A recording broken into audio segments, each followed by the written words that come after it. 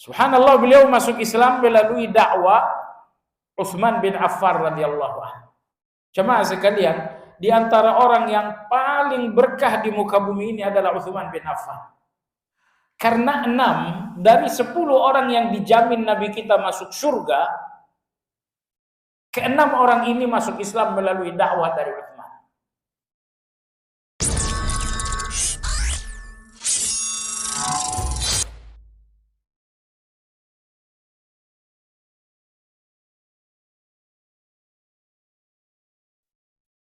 Bismillahirrahmanirrahim. Assalamualaikum warahmatullahi wabarakatuh.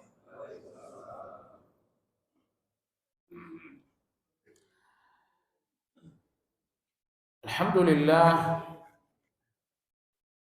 hamdan katsiran tayyiban mubarakan fihi kama yuhibbu rabbuna tabaraka wa ta'ala wa yarda.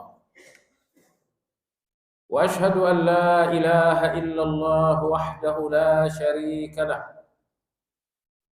وأشهد أن محمدًا عبده ورسوله لا نبي بعده. اللهم صل وسلم على محمد وعلى آله وأصحابه ومن اهتدى بهديه واستنى بسنته إلى يوم الدين.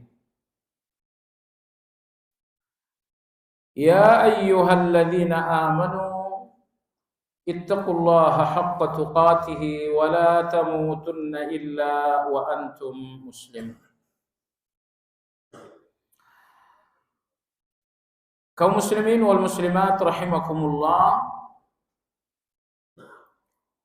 Alhamdulillah sampai hari ini kita masih diberi oleh Allah kesehatan untuk melewati hari-hari Ramadan yang penuh dengan keberkahan. Ulama-ulama yang membidangi tazkiyatun nafs menyebutkan bahwa ada 4 hal yang sangat berpengaruh membersihkan jiwa manusia. Yang pertama adalah al-ju', lapar alias puasa. Ini sangat berpengaruh membersihkan jiwa manusia. Karena orang yang selalu kenyang mengalami beberapa keadaan buruk. Pertama, orang yang selalu kenyang biasanya rasa takutnya kepada Allah berkurang. Yang kedua, orang yang selalu kenyang kelembutan hatinya juga berkurang. Anda sewaktu berpuasa, mudah hati Anda tersentuh dengan nasihat. Mudah hati Anda tersentuh dengan ayat-ayat Al-Quran. Tapi dalam keadaan kenyang, hati ini seolah tidak merasakan sentuhan apapun.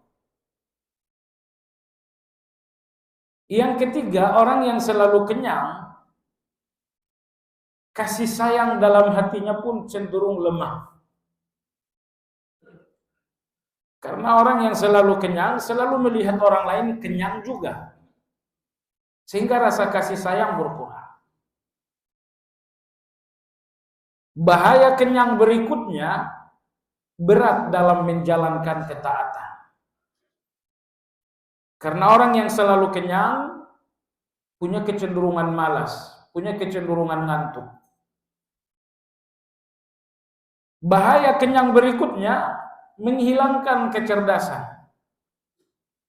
Karena orang yang kenyang berarti banyak minum. Orang yang banyak minum berarti pikiran atau otaknya lembab.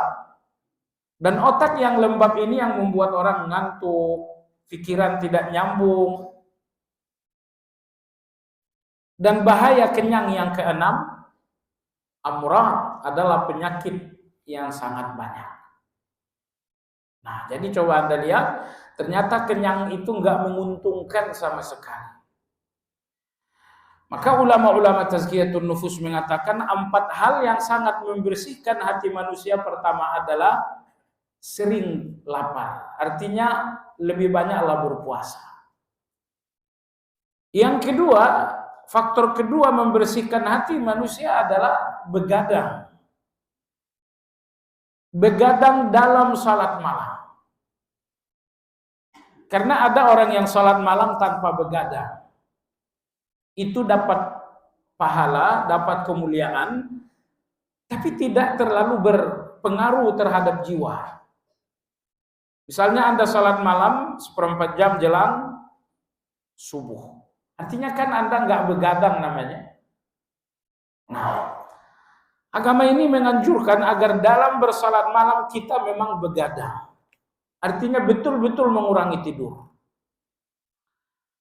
Dan Allah memerintahkan, menganjurkan untuk kita melakukan hal seperti itu di bagian akhir surat Al-Furqan.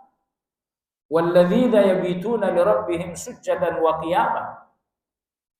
Ibadur Rahman adalah orang-orang yang bermalam untuk Allah dalam keadaan sujjadan wa qiyama, untuk sujud dan untuk berdiri. Mereka bermalam untuk Allah, mabit untuk Allah. Nah, jadi kalau Anda hanya salat malam 1/4 jam jelang zuhur, salat malam Anda bagus, salat Anda mulia, tapi itu kelas yang terlalu rendah. Adapun Anda ingin memperbaiki hati, membersihkan hati, pastikan salat malam Anda adalah salat malam mabit. Salat malam di mana Anda betul-betul mengurangi tidur. Faktor ketiga membersihkan jiwa manusia adalah as-samt. Sedikit berbicara. Orang-orang yang banyak berbicara hatinya biasanya keras. Tapi orang yang sedikit berbicara hatinya lebih lembut, hatinya lebih bersih.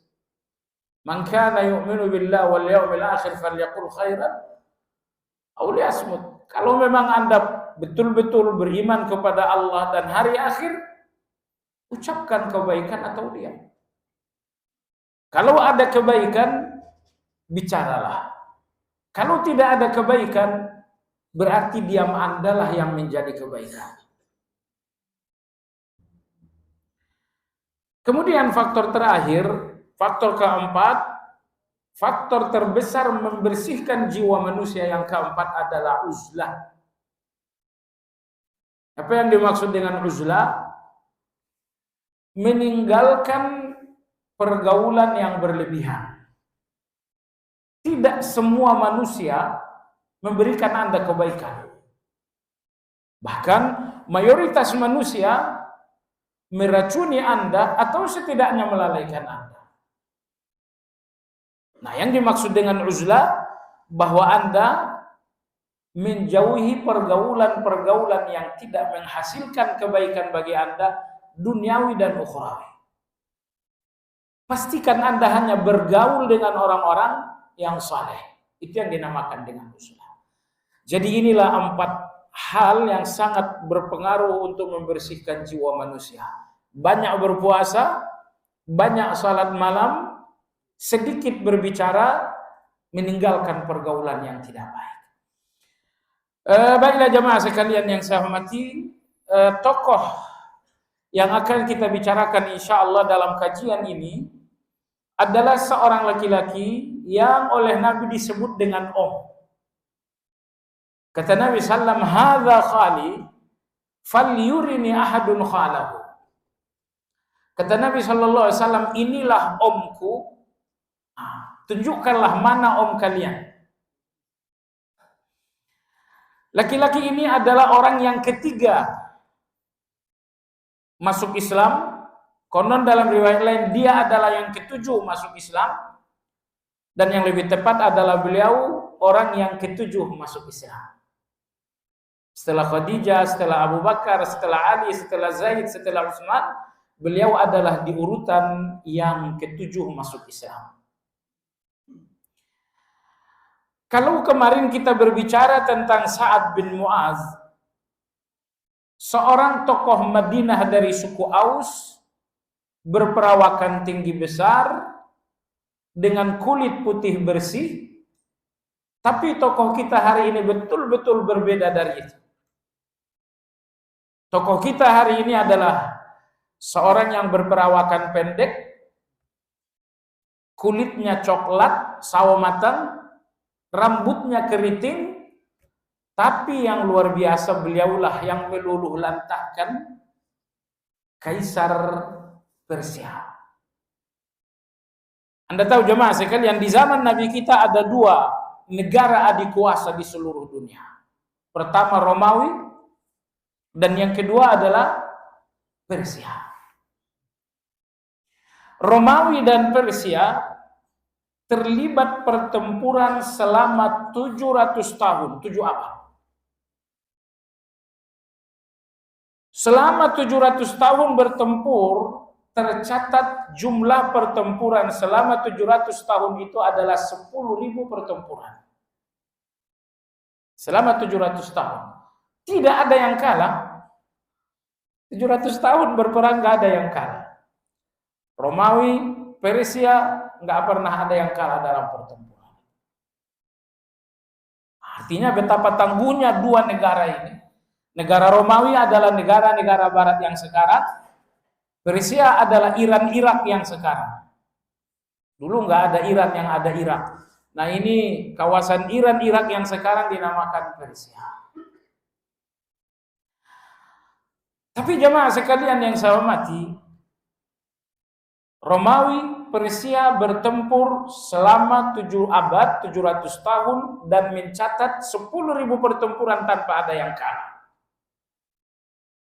Tapi ternyata dua negara adik kuasa ini terkoyak-koyak tanpa sedikit pun tersisa di tangan kaum muslim.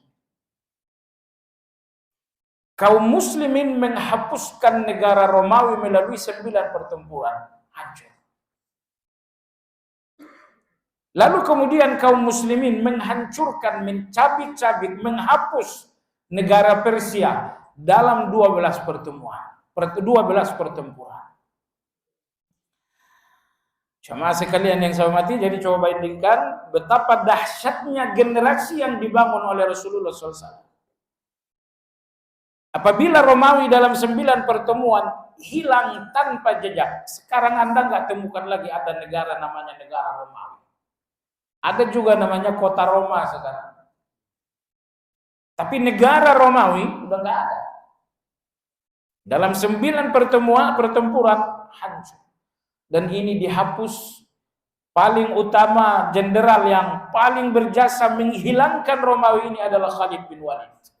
Dalam perang Mu'tah, kemudian disusul oleh perang Yarmouk, dan disusul lagi dengan perang-perang berikutnya. Nah, adapun kekaisaran Persia itu ditundukkan dalam 12 pertempuran. Dan jenderal yang paling berjasa dalam pertempuran ini adalah tokoh kita hari ini. Siapa dia? Dia adalah Sa'ad ibnu Abi Waqqas radhiyallahu ta'ala. Baik. Jemaah sekalian yang saya hormati, Sa'ad bin Abi Waqqas radhiyallahu anhu lahir 23 tahun sebelum Nabi sallallahu alaihi wasallam hijrah. Jadi kalau Nabi kita berhijrah 53 tahun, usia beliau 53 tahun. Nah, Sa'ad bin Abi Waqqas ini lahir 23 tahun sebelum hijrah. Berarti berapa selisih usia beliau dengan Rasulullah? Sekitar 30 tahun. Sa'ad bin Abi Waqqas bersuku Quraisy. Dan suku Quraisy inilah suku terbaik dalam berbahasa Arab. Ya, maka Anda lihat bacaan Al-Quran dengan lahjah Quraisy, itu yang selalu dibacakan Nabi kita, itu yang Anda dengarkan Mekah, Madinah, dan Indonesia. Tapi ada juga lahjah bahasa Arab namanya lahjah imalah. Wadduhi wal laili idza saja. Imalah itu membaca akhir kata antara A dengan I.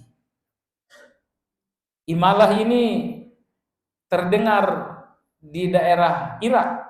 3 imam, Hamzah, Kisai, Abu Amr.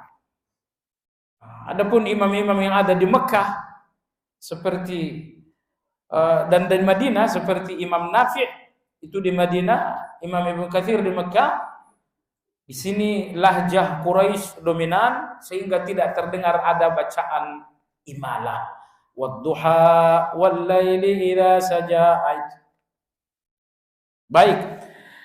Jadi Sa'ad bin Abi Waqqas adalah suku Quraisy. Lebih spesifik lagi beliau adalah bermarga Az-Zuhri. Sa'ad bin Abi Waqqas Az-Zuhri. Kalau marganya Az-Zuhri berarti dia adalah dari Bani Zuhra. Kalau dia dari Bani Zuhra sama dengan Aminah ibunda Rasulullah sallallahu alaihi wasallam. Karena Aminah bintu Wahab dia juga dari suku Bani Zuhra. Nah, oleh karena Sa'ad bin Abi Waqqas satu suku dengan Aminah ibunda dari Rasulullah sallallahu alaihi wasallam, maka Nabi mengatakan haza khali. Ini adalah pamanku. Ini adalah omku. Falyurini ahadun khalahu. Cobalah tunjukkan mana om dan paman kalian. Ini paman saya, paman kalian mana? Nabi sallallahu alaihi wasallam membanggakan Sa'ad bin Abi Waqqas. Ayahnya bernama Abu Waqqas, nama aslinya adalah Malik bin Wahib. Dan ibunya bernama Hamnah bintu Sufyan. Sa'ad bin Abi Waqqas radhiyallahu taala anhu memiliki beberapa orang saudara. Dua di antaranya muslim dan satu di antaranya kafir. Saudara beliau yang pertama bernama Amir, ini masuk Islam. Saudara beliau yang kedua adalah Umair, masuk Islam dan Umair ini tewas dalam perang Badar. Saudara beliau yang ketiga adalah Utbah. Utbah ini kafir dan Utbah inilah yang melukai bibir Rasulullah dalam perang Badar, dalam perang Uhud sampai gigi Rasulullah pecah.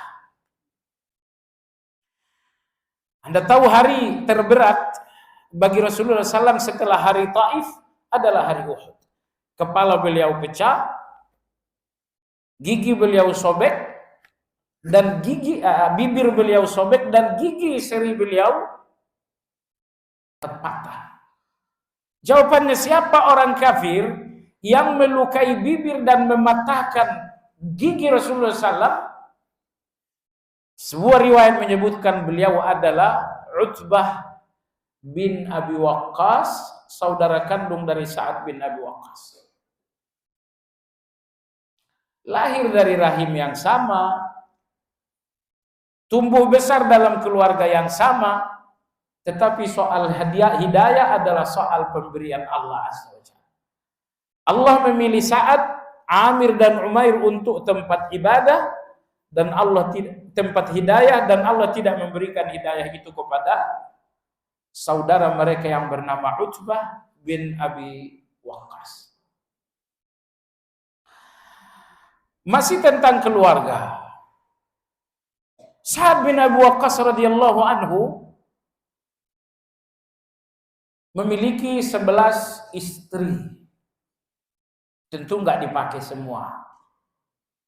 Wafat satu, ganti satu, wafat satu, ganti satu, sehingga total wanita yang dia nikahi adalah 11 orang dan semuanya punya keturunan. Dari ke-11 orang istri, Sa'ad bin Abi Waqqas mendapatkan anak sebanyak kurang lebih 30 orang. Mana ada yang tertarik? Dari tubuh Anda yang gagah ini cuma 2 orang saja yang sujud di muka bumi. Betul tidak? Cemen itu. Tapi Sa'ad bin Abi Waqqas tadi kita udah bilang, seorang laki-laki bertubuh pendek, rambut keriting, hidung pesek, tapi dari laki-laki dengan tubuh yang sederhana ini ternyata beliau memakmurkan dunia dengan sujud sebanyak 30 orang. Saya punya kawan di Batam, anaknya 24. Biangnya 4. Luar biasa. Luar biasa atau biasa aja? Baik jemaah sekalian yang saya hormati. Itulah tadi soal keluarga dan rumah tangga Sa'ad bin Abi Waqqas radhiyallahu taala. Masuk Islam. Tadi disampaikan beliau adalah orang yang ketujuh masuk Islam. Setelah Abu Bakar, setelah Zaid bin Harithah, setelah Ali, setelah Utsman, Khadijah radhiyallahu an, dan beliau masuk Islam. Subhanallah, beliau masuk Islam melalui dakwah Utsman bin Affan radhiyallahu anhu. Jemaah sekalian, di antara orang yang paling berkah di muka bumi ini adalah Utsman bin Affan. Karena 6 dari 10 orang yang dijamin Nabi kita masuk surga, ke-6 orang ini masuk Islam melalui dakwah dari Utsman. Antara lain Zubair bin Awam, antara lain Sa'ad bin Abi Waqqas, antara lain Abdurrahman bin Auf, antara lain Talha bin Ubaidillah. Mereka berjumlah 6 dari 10 orang dijamin masuk surga. Semuanya masuk Islam melalui dakwah seorang Utsman bin Affan. Salah satunya adalah Sa'ad bin Abi Waqqas. Tetapi Sa'ad bin Abi Waqqas radhiyallahu anhu masuk Islam sesungguhnya memiliki satu pengantar. Dakwah Utsman ini memang gerbang untuk masuk Islamnya Sa'ad, tapi ada penyebab lain. Penyebab lain seperti diriwayatkan putri dari Sa'ad yang bernama Aisyah. Beliau mengatakan, ayahku Sa'ad bin Abi Waqqas masuk Islam dengan pengantar sebuah mimpi. Utsman bin Affan, Sa'ad bin Abi Waqqas, suatu malam tidur, beliau bermimpi melihat kegelapan.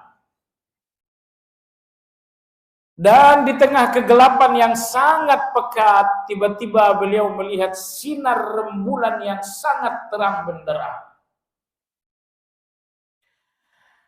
Akhirnya Sa'ad bin Abi Waqqas dalam mimpi itu berlari mendekati sinar rembulan yang sangat purnama itu. Ternyata di sana ada Abu Bakar. Ternyata di bawah sinar rembulan ada Utsman. Ternyata di bawah sinar rembulan ada Ali. Kemudian ada Zaid bin Harithah. Nah, setelah dia bangun, dia mencoba mencari tahu arti dari mimpi. Nah, saat itulah dia mendengar ada satu agama bernama agama Islam. Di antara pengikutnya adalah Abu Bakar, Utsman, Ali, Zaid bin Harithah radhiyallahu taala anhu. Nah, saat itu dia mendekati Utsman mengajak dan dia pun tidak lagi menolak. Apabila Anda orang yang bertakwa, maka mimpi Anda nggak boleh diabaikan. Ayat 64 dalam surat Yunus, ayat 64 dalam surat Yunus, sebelumnya ayat 65 atau ayat 64, ayat sebelumnya 63 dan ayat 62. Ayat 62 Allah berfirman, ala inna awliya Allah la khaufun alaihim wa la hum yahzanun. Ingatlah wali-wali Allah, la khaufun alaihim wa la hum yahzanun. Mereka tidak mengalami takut, mereka pun tidak mengalami gelisah dalam hidup. Jadi pada ayat 62 surat Yunus Allah berfirman, ala inna awliya Allah la khaufun alaihim wa la hum yahzanun. Ingatlah wali-wali Allah dalam kehidupan duniawi mereka tidak ada takut dan tidak ada gelisah. Itulah wali Allah. Mereka tidak takut memandang masa yang akan datang, mereka pun tidak gelisah dengan masa yang telah berlalu. Kenapa demikian? As-siqatu billah. Mereka percaya dengan Allah. Mereka tawakal kepada Allah, mereka sabar. Siapa wali Allah itu? Alladzina amanu wa kanu yattaqun. Mereka adalah orang beriman dan bertakwa. Hati mereka adalah keimanan, perilaku mereka adalah ketakwaan. Ayat 64 Allah berfirman, lahumul busyra fil hayatid dunya. Bagi wali-wali Allah itu ada kegembiraan di dunia. Ketika Nabi kita membacakan ayat ini, beliau memberikan penafsiran. Kegembiraan yang Allah berikan kepada wali-wali Allah kata Nabi SAW adalah ar-ru'ya salihah. Jawab, kegembiraan tersebut adalah mimpi-mimpi yang baik. Jadi mimpi orang-orang yang saleh adalah mimpi yang memiliki makna. Nah, maka kita lihat tadi bagaimana Sa'ad bin Abi Waqqas radhiyallahu anhu diantarkan oleh Allah menuju hidayah melalui sebuah mimpi. Jemaah sekalian, begitulah awal Sa'ad bin Abi Waqqas memasuki Islam.